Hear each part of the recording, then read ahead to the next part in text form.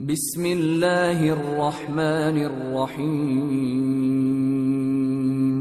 شروع اللہ کا نام لے کر جو بڑا مہربان نہایت رحم والا ہے۔ یہ ایک سورہ ہے جس کو ہم نے نازل کیا اور اس کے احکام کو فرض کر دیا اور اس میں صاف صاف آیتیں نازل کی تاکہ تم یاد رکھو۔ بدکاری کرنے والی عورت اور بدکاری کرنے والا مرد جب ان کی بدکاری ثابت ہو جائے تو دونوں میں سے ہر ایک کو 100 درے مارو، اور اگر تم اللہ اور روز آخر پر ایمان رکھتے ہو تو اللہ کے قانون کو نافذ کرنے میں تمہیں ان پر ہرگز ترس نہ آئے،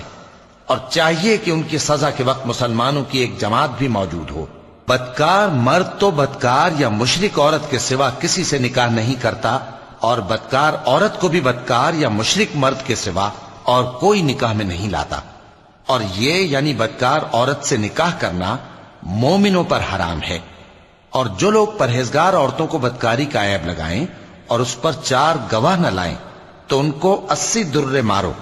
اور کبھی ان کی شہادت قبول نہ کرو، اور یہی بد کردار ہیں۔ ہاں، جو اس کے بعد توبہ کر لیں اور اپنی حالت سنوار لیں تو اللہ بھی بخشنے والا ہے، مہربان ہے۔ اور جو لوگ اپنی بیویوں پر بدکاری کی تہمت لگائیں اور خود ان کے سوا اور گواہ نہ ہوں تو ہر ایک کی شہادت یہ ہے کہ پہلے تو 4 بار اللہ کی قسم کھائے کہ بے شک وہ سچا ہے، اور 5ویں بار یہ کہے کہ اگر وہ جھوٹا ہو تو اس پر اللہ کی لعنت۔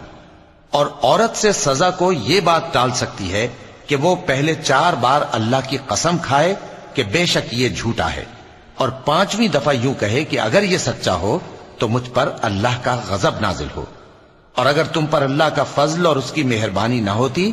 تو بہت سی خرابیاں پیدا ہو جاتی۔ اور یہ کہ اللہ توبہ قبول کرنے والا ہے، حکیم ہے۔ جن لوگوں نے یہ بہتان باندھا ہے وہ تمہیں میں سے ایک جماعت ہے، اس کو اپنے حق میں برا نہ سمجھنا، بلکہ وہ تمہارے لیے اچھا ہے۔ ان میں سے جس شخص نے گناہ کا جتنا حصہ لیا اس کے لیے اتنا وبال ہے، اور جس نے ان میں سے اس بہتان کا بڑا بوجھ اٹھایا ہے اس کو بڑا عذاب ہوگا۔ جب تم نے وہ بات سنی تھی تو مومن مردوں اور عورتوں نے کیوں اپنے دلوں میں نیک گمان نہ کیا، اور کیوں نہ کہہ دیا کہ یہ کھلم کھلا بہتان ہے؟ یہ بہتان لگانے والے اپنی بات کی تصدیق کے لیے 4 گواہ کیوں نہ لائے؟ تو جب یہ گواہ نہیں لا سکے تو اللہ کے نزدیک یہی جھوٹے ہیں۔ اور اگر دنیا اور آخرت میں تم پر اللہ کا فضل اور اس کی رحمت نہ ہوتی تو جس شغل میں تم منہمک تھے اس کی وجہ سے تم پر بڑا سخت عذاب نازل ہوتا۔ جب تم اپنی زبانوں سے اس کا ایک دوسرے سے ذکر کرتے تھے اور اپنے منہ سے ایسی بات کہتے تھے جس کا تم کو کچھ بھی علم نہ تھا،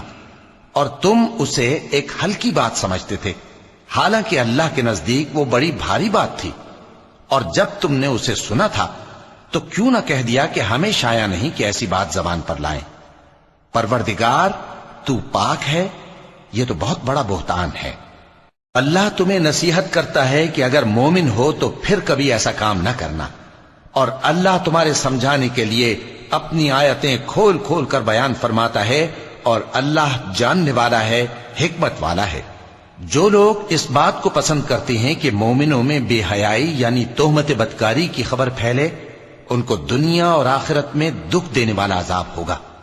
اور اللہ جانتا ہے اور تم نہیں جانتے۔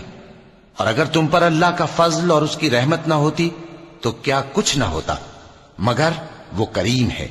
اور یہ کہ اللہ نہایت مہربان ہے، رحیم ہے۔ مومنوں، شیطان کے قدموں پر نہ چلنا، اور جو شخص شیطان کے قدموں پر چلے گا تو شیطان تو بے حیائی کی باتیں اور برے کام ہی بتائے گا۔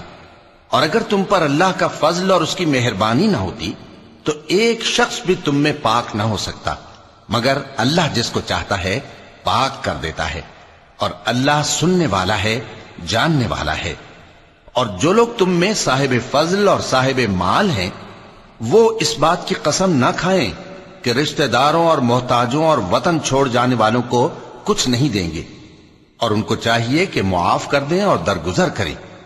کیا تم پسند نہیں کرتے کہ اللہ تم کو بخش دے؟ اور اللہ تو بخشنے والا ہے، مہربان ہے۔ جو لوگ پرہیزگار اور برے کاموں سے بے خبر اور ایماندار عورتوں پر بدکاری کی تہمت لگاتے ہیں ان پر دنیا اور آخرت دونوں میں لعنت ہے، اور ان کو سخت عذاب ہوگا۔ یعنی قیامت کے روز جس دن ان کی زبانیں اور ہاتھ اور پاؤں سب ان کے کاموں کی گواہی دیں گے۔ اس دن اللہ ان کو ان کے اعمال کا پورا پورا اور ٹھیک ٹھیک بدلہ دے گا، اور ان کو معلوم ہو جائے گا کہ اللہ برحق اور حق کو ظاہر کرنے والا ہے۔ ناپاک عورتیں ناپاک مردوں کے لیے ہیں، اور ناپاک مرد ناپاک عورتوں کے لیے، اور پاک عورتیں پاک مردوں کے لیے ہیں، اور پاک مرد پاک عورتوں کے لیے۔ یہ پاک لوگ ان جھوٹوں کی باتوں سے بری ہیں، اور ان کے لیے بخشش اور نیک روزی ہے۔ مومنوں، اپنے گھروں کے سوا دوسرے لوگوں کے گھروں میں گھر والوں سے اجازت لیے اور ان کو سلام کیے بغیر داخل نہ ہوا کرو، یہ تمہارے حق میں بہتر ہے، اور ہم یہ نصیحت اس لیے کرتے ہیں کہ شاید تم یاد رکھو۔ پھر اگر تم گھر میں کسی کو موجود نہ پاؤ تو جب تک تم کو اجازت نہ دی جائے اس میں مت داخل ہو، اور اگر یہ کہا جائے کہ اس وقت لوٹ جاؤ تو لوٹ جایا کرو، یہ تمہارے لیے بڑی پاکیزگی کی بات ہے، اور جو کام تم کرتے ہو اللہ سب جانتا ہے۔ ہاں، اگر تم کسی ایسے مکان میں جاؤ جس میں کوئی نہ بستا ہو اور اس میں تمہارا اسباب رکھا ہو تو تم پر کچھ گناہ نہیں، اور جو کچھ تم ظاہر کرتے ہو اور جو پوشیدہ کرتے ہو اللہ کو سب معلوم ہے۔ مومن مردوں سے کہہ دو کہ اپنی نظریں نیچی رکھا کریں اور اپنی شرمگاہوں کی حفاظت کیا کریں، یہ ان کے لیے بڑی پاکیزگی کی بات ہے، اور جو کام یہ کرتے ہیں اللہ ان سے خبردار ہے۔ اور مومن عورتوں سے کہہ دو کہ وہ بھی اپنی نگاہیں نیچی رکھا کریں اور اپنی شرمگاہوں کی حفاظت کیا کریں، اور اپنی آرائش یعنی زیور کے مقامات کو ظاہر نہ ہونے دیا کریں مگر جو اس میں سے کھلا رہتا ہو، اور اپنے سینوں پر اوڑھنیاں اوڑھے رہا کریں، اور اپنے خاوند اور باپ اور خسر اور بیٹوں اور خاوند کے بیٹوں اور بھائیوں اور بھتیجوں اور بھانجوں اور اپنی جیسی مومن عورتوں اور لونڈی غلاموں کے سوا نیز ان خدام کے جو عورتوں کی خواہش نہ رکھیں، یا ایسے لڑکوں کے جو عورتوں کے پردے کی چیزوں سے واقف نہ ہوں۔ غرض ان لوگوں کے سوا کسی پر اپنی زینت اور سنگھار کے مقامات کو ظاہر نہ ہونے دیں، اور اپنے پاؤں ایسے طور سے زمین پر نہ مارے کہ جھنکار کانوں میں پہنچے اور ان کا پوشیدہ زیور معلوم ہو جائے۔ اور مومنوں، سب اللہ کے آگے توبہ کرو تاکہ فلاح پاؤ، اور اپنی قوم کی بیوہ عورتوں کے نکاح کر دیا کرو، اور اپنے غلاموں اور لونڈیوں کے بھی جو نیک ہوں نکاح کر دیا کرو۔ اگر وہ مفلس ہوں گے تو اللہ ان کو اپنے فضل سے غنی کر دے گا، اور اللہ بہت وسعت والا ہے، سب کچھ جاننے والا ہے۔ اور جن کو بیاہ کا مقدور نہ ہو وہ پاک دامنی کو اختیار کیے رہیں یہاں تک کہ اللہ ان کو اپنے فضل سے غنی کر دے۔ اور جو غلام تم سے مکاتبت یعنی مال دے کر پروانہ آزادی کی تحریر چاہیں، اگر تم ان میں صلاحیت اور نیکی پاؤ تو ان سے مکاتبت کر لو، اور اللہ نے جو مال تم کو بخشا ہے اس میں سے ان کو بھی دو۔ اور اپنی باندیوں کو اگر وہ پاک دامن رہنا چاہیں تو دنیاوی زندگی کے فوائد حاصل کرنے کے لیے بدکاری پر مجبور نہ کرنا، اور جو ان کو مجبور کرے گا تو ان بیچاریوں کے مجبور کیے جانے کے بعد اللہ بخشنے والا ہے، مہربان ہے۔ اور ہم نے تمہاری طرف روشن آیتیں نازل کی ہیں، اور جو لوگ تم سے پہلے گزر چکے ہیں ان کی خبریں اور پرہیزگاروں کے لیے نصیحت۔ اللہ آسمانوں اور زمین کا نور ہے، اس کے نور کی مثال ایسی ہے کہ گویا ایک طاق ہے جس میں ایک چراغ ہے، اور چراغ ایک قندیل میں ہے، اور قندیل ایسی صاف شفاف ہے کہ گویا موتی کا سا چمکتا ہوا تارا ہے۔ اس میں ایک مبارک درخت کا تیل جلایا جاتا ہے یعنی زیتون کا، کہ نہ مشرق کی طرف ہے نہ مغرب کی طرف۔ ایسا معلوم ہوتا ہے کہ اس کا تیل خواہ آگ اسے نہ بھی چھوئے جلنے کو تیار ہے، بڑی روشنی پر روشنی ہو رہی ہے۔ اللہ اپنے نور سے جس کو چاہتا ہے سیدھی راہ دکھاتا ہے، اور اللہ جو مثالیں بیان فرماتا ہے تو لوگوں کے سمجھانے کے لیے، اور اللہ ہر چیز سے واقف ہے۔ وہ قندیل ان گھروں میں ہے جن کے بارے میں اللہ نے ارشاد فرمایا ہے کہ بلند کیے جائیں اور وہاں اللہ کے نام کا ذکر کیا جائے، اور ان میں صبح و شام اس کی تسبیح کرتے ہیں۔ ایسے لوگ جن کو اللہ کے ذکر اور نماز پڑھنے اور زکوٰۃ دینے سے نہ سوداگری غافل کرتی ہے نہ خرید و فروخت، وہ اس دن سے جب دل خوف اور گھبراہٹ کے سبب الٹ جائیں گے اور آنکھیں اوپر چڑھ جائیں گی، ڈرتے ہیں تاکہ اللہ ان کو ان کے اعمال کا بہت اچھا بدلہ دے اور اپنے فضل سے زیادہ بھی عطا فرمائے، اور اللہ جس کو چاہتا ہے بے حساب رزق دیتا ہے۔ اور جن لوگوں نے کفر کیا ان کے اعمال کی مثال ایسی ہے جیسے میدان میں ریت کہ پیاسا اسے پانی سمجھے، یہاں تک کہ جب اس کے پاس آئے تو اسے کچھ بھی نہ پائے اور اللہ ہی کو اپنے پاس دیکھے تو وہ اسے اس کا حساب پورا پورا چکا دے، اور اللہ جلد حساب کرنے والا ہے۔ یا ان کے اعمال کی مثال ایسی ہے جیسے گہرے سمندر میں اندھیرے جس پر لہر چڑھی چلی آتی ہو اور اس کے اوپر اور لہر آ رہی ہو اور اس کے اوپر بادل ہو، غرض اندھیرے ہی اندھیرے ہوں، ایک پر ایک چھایا ہوا، جب اپنا ہاتھ نکالے تو کچھ نہ دیکھ سکے، اور جس کو اللہ روشنی نہ دے اس کو کہیں بھی روشنی نہیں مل سکتی۔ کیا تم نے نہیں دیکھا کہ جو لوگ آسمانوں اور زمین میں ہیں اللہ کی تسبیح کرتے رہتے ہیں، اور پر پھیلائے ہوئے پرندے بھی، اور سب اپنی نماز اور تسبیح کے طریقے سے واقف ہیں، اور جو کچھ وہ کرتے ہیں سب اللہ کو معلوم ہے، اور آسمان اور زمین کی بادشاہی اللہ ہی کے لیے ہے اور اللہ ہی کی طرف لوٹ کر جانا ہے۔ کیا تم نے نہیں دیکھا کہ اللہ ہی بادلوں کو چلاتا ہے، پھر ان کو آپس میں ملا دیتا ہے، پھر ان کو تہ بتہ کر دیتا ہے، پھر تم دیکھتے ہو کہ بادل سے مے نکل کر برس رہا ہے، اور آسمان میں جو اولوں کے پہاڑ ہیں ان سے اولے نازل کرتا ہے، تو جس پر چاہتا ہے اس کو برسا دیتا ہے اور جس سے چاہتا ہے ہٹا رکھتا ہے، اور بادل میں جو بجلی ہوتی ہے اس کی چمک آنکھوں کو خیرہ کر کے بینائی کو اچکے لیے جاتی ہے۔ اللہ ہی رات اور دن کو بدلتا رہتا ہے، اہل بصارت کے لیے اس میں بڑی عبرت ہے۔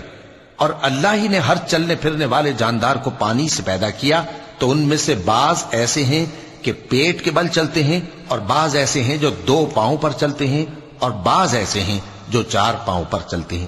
اللہ جو چاہتا ہے پیدا کرتا ہے، بے شک اللہ ہر چیز پر قادر ہے۔ ہم ہی نے روشن آیتیں نازل کی ہیں، اور اللہ جس کو چاہتا ہے سیدھے راستے کی طرف ہدایت کرتا ہے۔ اور بعض لوگ کہتے ہیں کہ ہم اللہ پر اور رسول پر ایمان لائے اور ان کا حکم مان لیا، پھر اس کے بعد ان میں سے ایک فریق پھر جاتا ہے، اور یہ لوگ صاحب ایمان ہی نہیں ہیں، اور جب ان کو اللہ اور اس کے رسول کی طرف بلایا جاتا ہے تاکہ پیغمبر ان کا قضیہ چکا دیں تو ان میں سے ایک فریق منہ پھیر لیتا ہے، اور اگر ان کو حق ملتا ہو تو اس کی طرف قبول کر کے چلے آتے ہیں۔ کیا ان کے دلوں میں بیماری ہے یا یہ شک میں ہیں، یا ان کو یہ خوف ہے کہ اللہ اور اس کا رسول ان پر ظلم کریں گے؟ نہیں، بلکہ یہ خود ہی ظالم ہے۔ مومنوں کی تو یہ بات ہے کہ جب اللہ اور اس کے رسول کی طرف بلائے جائیں تاکہ وہ ان میں فیصلہ کریں تو کہیں کہ ہم نے حکم سن لیا اور مان لیا، اور یہی لوگ فلاح پانے والے ہیں۔ اور جو شخص اللہ اور اس کے رسول کی فرما برداری کرے گا اور اس سے ڈرے گا اور اس کا تقوی اختیار کرے گا تو ایسے ہی لوگ مراد کو پہنچنے والے ہیں۔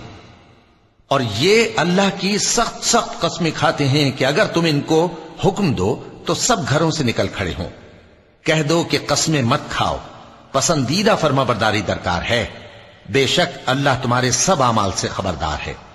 کہہ دو کہ اللہ کی فرما برداری کرو اور رسول کے حکم پر چلو، اگر منہ موڑو گے تو رسول پر اس چیز کا ادا کرنا ہے جو ان کے ذمے ہے، اور تم پر اس چیز کا ادا کرنا ہے جو تمہارے ذمے ہے،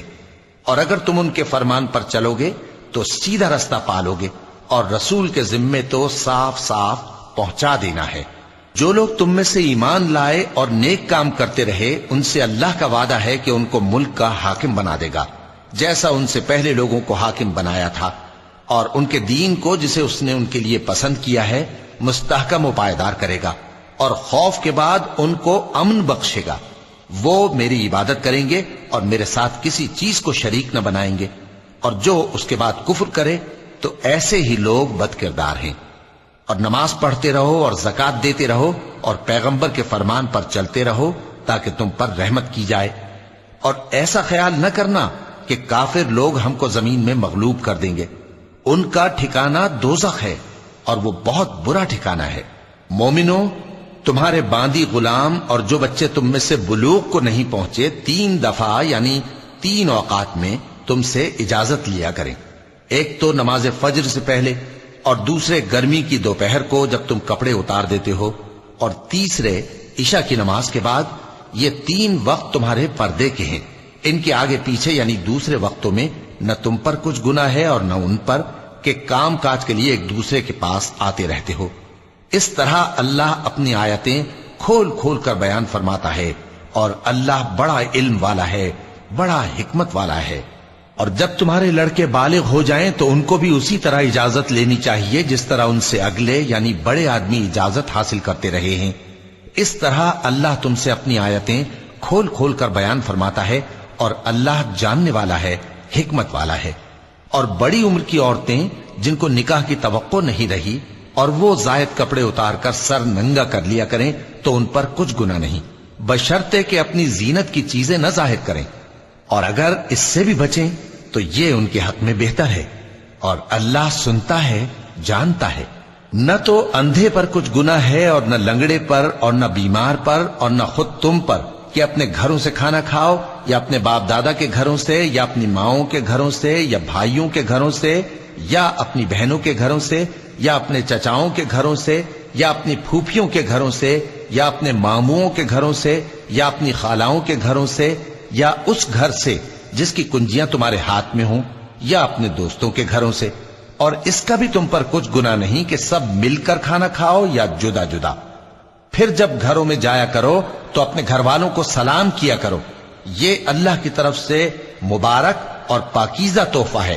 اس طرح اللہ اپنی آیتیں کھول کھول کر بیان فرماتا ہے تاکہ تم سمجھو۔ مومن تو وہ ہیں جو اللہ پر اور اس کے رسول پر ایمان لائے، اور جب کبھی ایسے کام کے لیے جو جمع ہو کر کرنے کا ہو پیغمبر کے پاس جمع ہوں تو ان سے اجازت لیے بغیر چلے نہیں جاتے۔